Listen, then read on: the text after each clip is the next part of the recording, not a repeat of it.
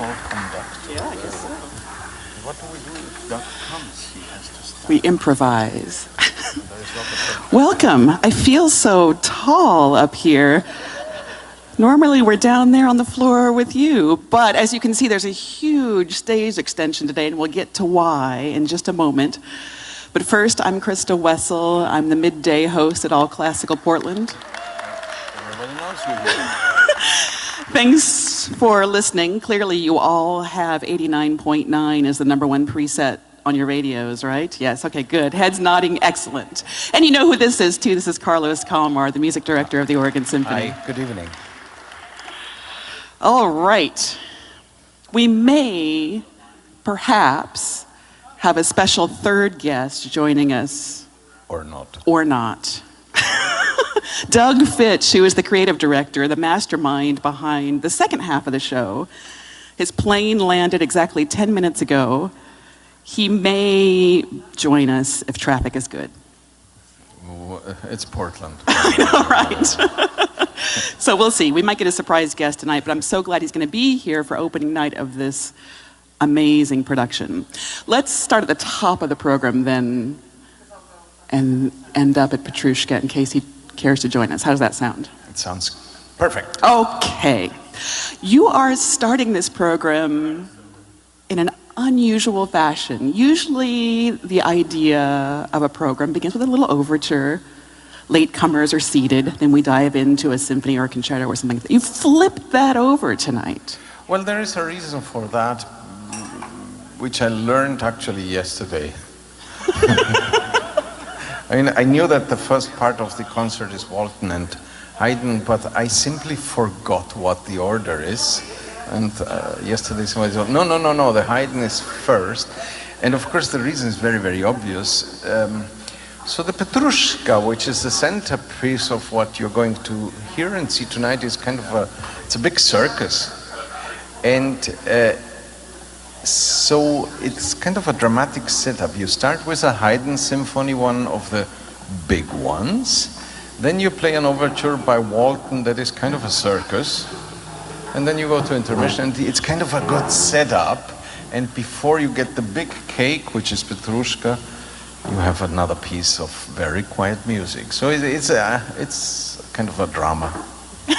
And I think, too, if you had started with the Walton, this Johannesburg Festival Overture, the Haydn may have gotten swallowed up because that Walton is such a big, bombastic... Yeah, because it's big and bombastic, and it's a good idea to actually start. And you're right, it's an unusual start because there is no overture, so, of course, if there is late seating, it will happen after the first... after the first movement of Haydn, but there is already something to be said about this Haydn symphony that you're going to hear. So little bit of background. Haydn was already kind of elderly, sort of.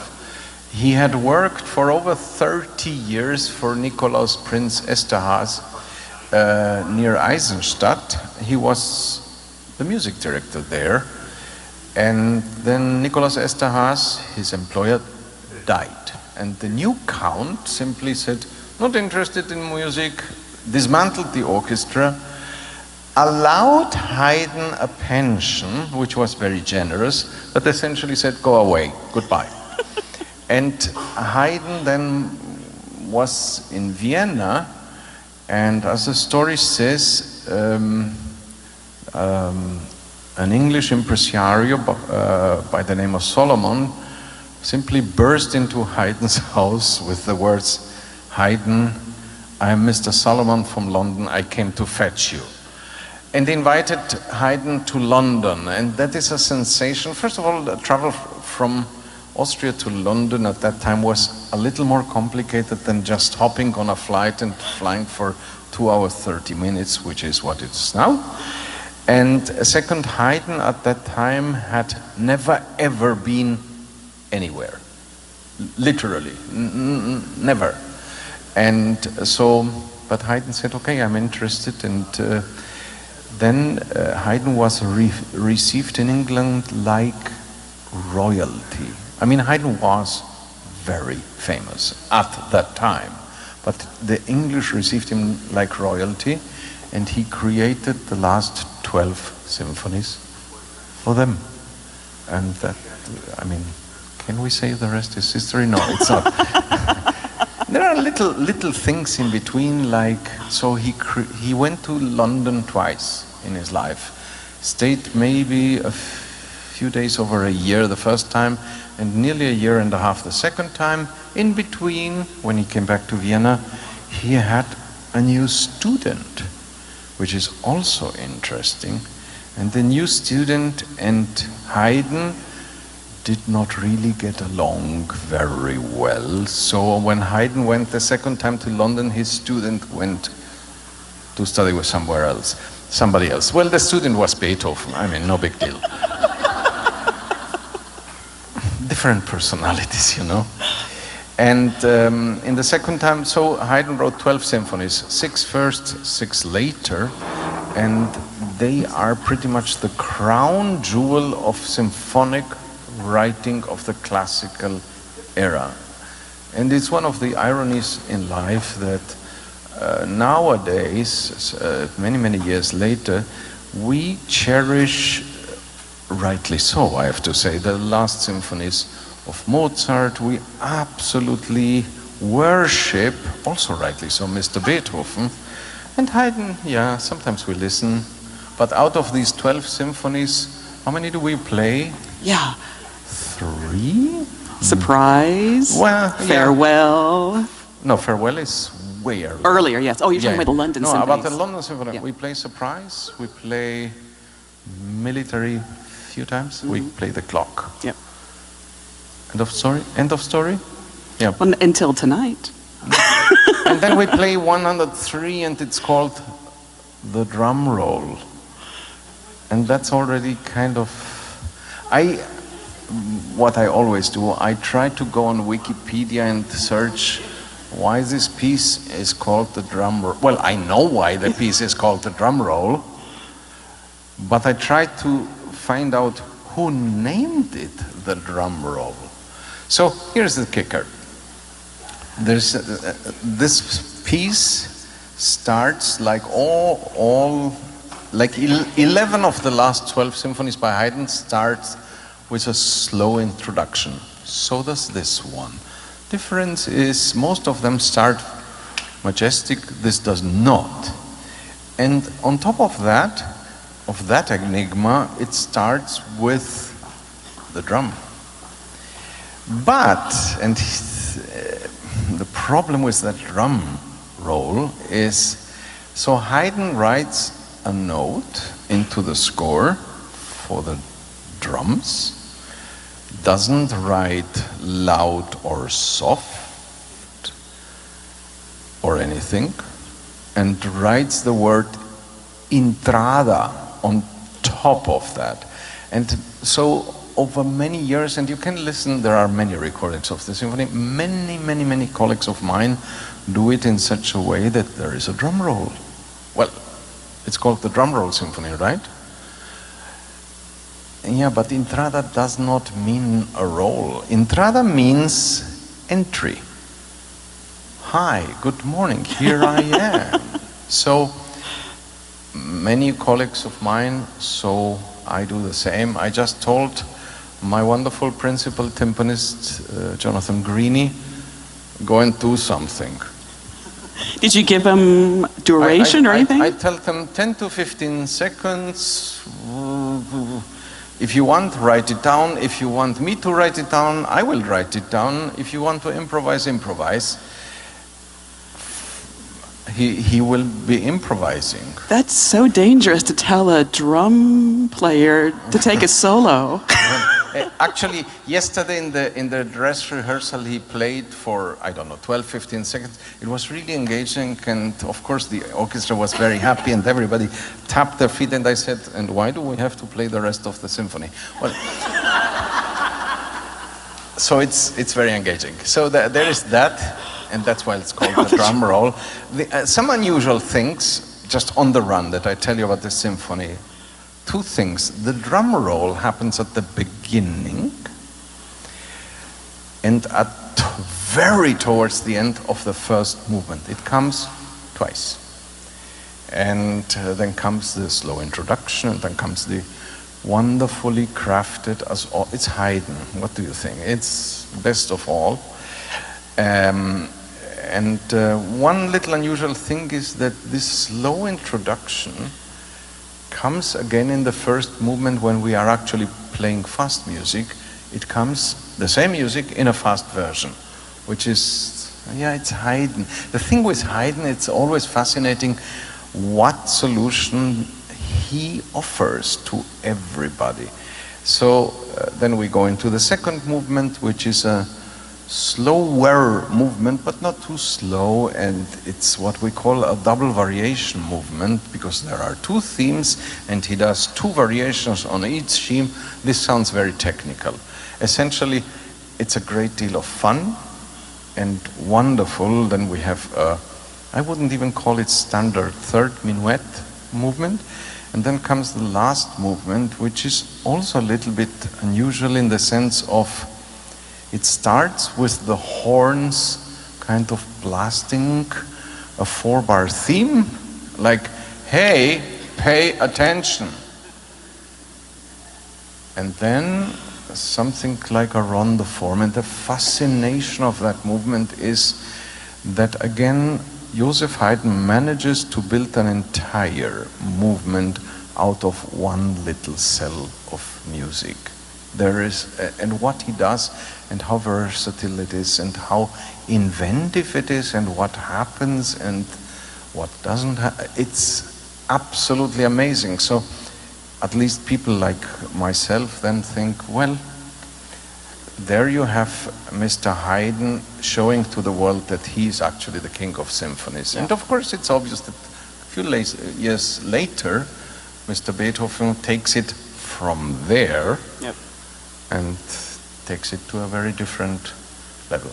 I thank you for bringing us so many of these Haydn symphonies. And in the CD released last year, all those Haydn symphonies, it's so good for the heart because that composer is so clever. The musicians appreciate the cleverness. It's just a delight. So thank you. You said the right word. It's very clever. I always say one of the things that catches my attention with Haydn is always, it's how intelligent he is.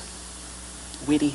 Yeah, not in the sense there's nothing intellectual about it, or most of the time. It's not like an intellectual game, but like, wow, he comes up with stuff. So the Haydn Drumroll Symphony is first on the program, then there's a break, and we have this giant fanfare, basically, from William Walton, the Johannesburg Festival Overture, and all the percussionists come onto stage and they have a wicked good time in this piece of music. It's actually interesting that, so William Walton got asked to write this overture because they commemorate 70 years of South Africa, something like that. So he did, and remember that at that time South Africa was, and Johannesburg itself, this amazing city, was burdened already for decades and even decades to come with apartheid and absolute oppression by the Brits and the Africans, descendants from the Dutch, of the black population. Nonetheless, and Walton is a British composer, and he wrote essentially sort of a British overture. But he thought, well, I'm writing this for Johannesburg. He had never been in Africa. Let me talk to the, I don't know whether I quoted correctly, the African Historic Society of London, and whether they can give me some tunes that are related to that. And he tried somewhat to incorporate that. And so you will hear a very, I mean, Walton is very temperamental, very kind of robust music, and you will hear that. And then you might observe that back in the back of the orchestra there are all these percussion instruments, the musicians, and they are doing nothing until we are halfway through, and then they stand up and have a party. And the idea of that party is, of course, to introduce to us South African coloristic elements and rhythms. None of that is neither South African nor are the instruments South African, but it gives you a feeling of something new, something unusual, something that is not British. And Walton himself referred to this overture as it's a lot of fun and it's slightly vulgar. I thought, like, well, I don't know what is vulgar about it. It's just, it's a party. Yeah, it is a party. Yeah. And it's a great setup, because then comes intermission, and it's a great setup for what's to come on the second half of the program. And I don't even know how really to begin to talk about what's coming on the second half of the program, other than it is a party as well. Petrushka by Stravinsky. Do you want to talk about the piece of music that sets up Petrushka too? So we wanted to set it up with a piece of quiet music, and the thing with Petrushka, and I don't know whether Doug, our stage director, is going to join us, and anyway, I don't want to give away too much of what we are going to do in Petrushka, because it's quite something. So what you will see is the Pastorale d'été by Arthur Honegger. Arthur Honegger is a Swiss composer who was very famous in his time, and he wrote this as an impression while he was in his homeland in the Swiss Alps, and it's a very quiet 8 minutes of absolutely stunning, beautiful music, and it kind of acts like a setup to Petrushka. Now, in the Petrushka,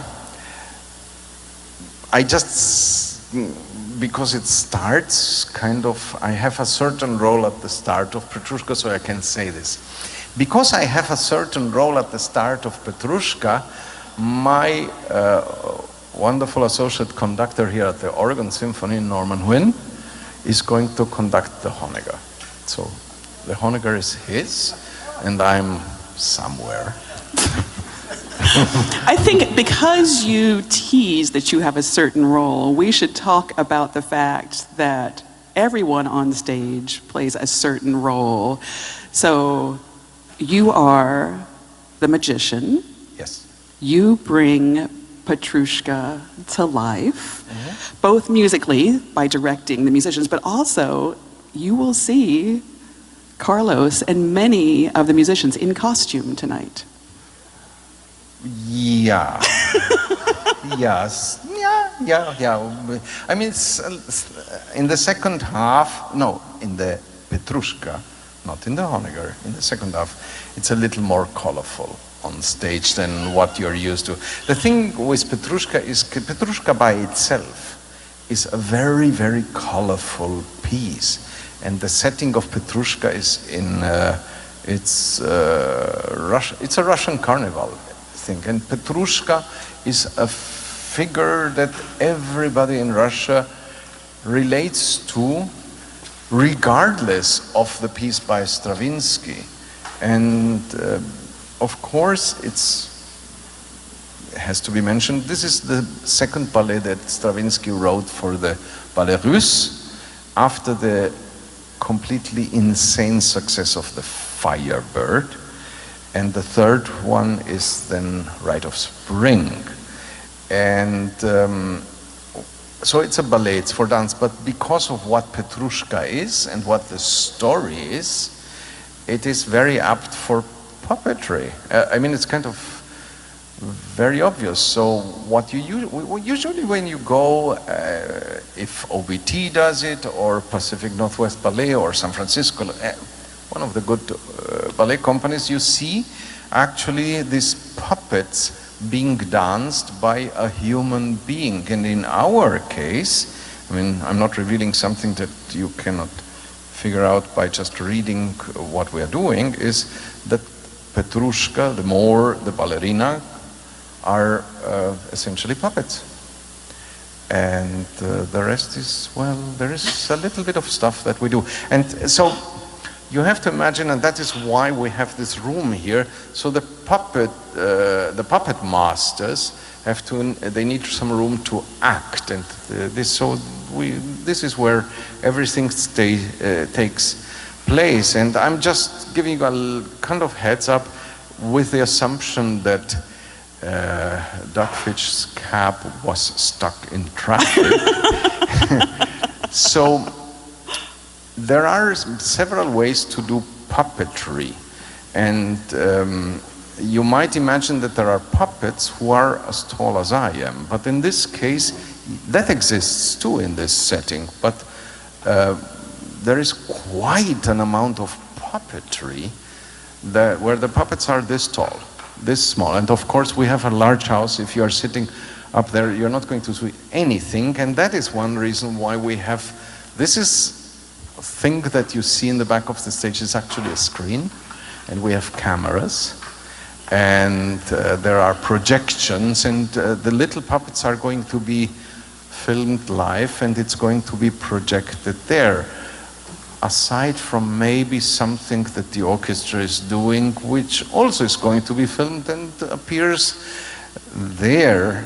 So, and it's a very, very imaginative form to treat this music. But essentially, in this case, Petrushka, the story itself, it's in one sentence. It's a triangle love story where Petrushka doesn't get the girl that he wants. Because she's in love with somebody else. Because she's in love, it's life. And yeah, he loses his life because of that. And pretty much end of story. But it is, there's so much going on stage with Doug Fitch's creation that knowing a little bit about the story, I think, helps solidify. So you are the magician, and you bring these puppets to life, for better or for worse. For better, because we have this fantastical tale unfolding before us, but for worse, in a way, because Petrushka almost would rather have not been brought to life. He's no fan of yours. Yeah. Sounds like my life. And so there's a scene where Petrushka is in his room by himself. When he sees the ballerina for the first time, the thump, thump, thump, thump, thump. Yeah. And then we move to the Moor, who is big and manly, and of course she is drawn to him.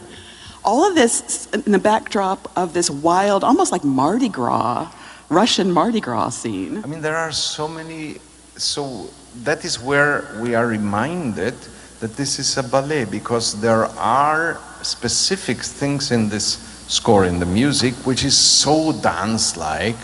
There is the Russian dance, there is the dance of the coachman, and there is this other dance. They are even labeled as such in the score. Now, the great thing about this score is that there is a lot of things going in between, and there is also a lot of characterization in terms of moods. So on one side you can think, oh, it's dance, fine. But on the other side, it's very symphonically treated orchestra that shows you a little bit what goes on with the characters. Whether it is anger, whether it is sorrow, whether it's angst, whether it's uneasiness, whether it's somebody's mocking somebody else. It's all in the score, and that is one of the reasons why actually Petrushka has survived outside of the production of ballet companies. I'm sure that actually if we would conduct a search, we would learn that Petrushka and Rite of Spring are being played probably 3 times as much as they are being staged. Firebird, different story, because Firebird, yes, we play even more Firebird than Petrushka, but we never play the entire thing. We always play a condensed form. But Petrushka, there is no condensed form. It's a story that lasts, I don't know, 35 minutes, something like that. It's a complete story, and you can enjoy it without you can actually enjoy it without scenery. However, if you have, like we have in the Fitch, somebody who is so inventive, and I can only think about him as, so one day he had this idea, I want to put Petrushka on the stage and I want to do it with puppets and maybe I get an orchestra involved. I don't know exactly how it started because this production already exists. It's not done very often, but it exists already. And then to think about what can an orchestra do? Because you have to understand that Petrushka, like music by Stravinsky, is not easy to play. It's difficult for the orchestra. So what on earth are we going to do if actually the stage director tells us whatever he tells us? Something. Because, yeah, it's complicated. It is complicated, and everybody on stage plays a role in this ballet music. Everybody in the house plays a role, including Yeah, you. I will, but don't worry, I will not tell you now. I will, because I have, when everybody's in the house and we start the show, I will ask you to participate twice in Petrushka. So forgive me if I tell you this twice. One thing I will tell you, and we might be rehearsing that at the beginning of the show, you have to scream. So I will direct you and do yeah, something like that. And the other thing you are going to be included in is called the wave. You know, there's everybody gets up. Yeah, we are going. Yeah. So I put you to work. I'm the magician. That's right. He is, in more ways than one. Thank you for coming tonight. After seeing this, you will want to tell all your friends to come Sunday and or Monday to witness it. And if they can't catch the pre-concert conversation, it's just been filmed and it's going to be uploaded to the Oregon Symphony's website. It's going to be a fantastic night. Thanks for coming early and learning a little bit about it. This is Carlos Kalmar. And this is Christa Wessel. Wonderful.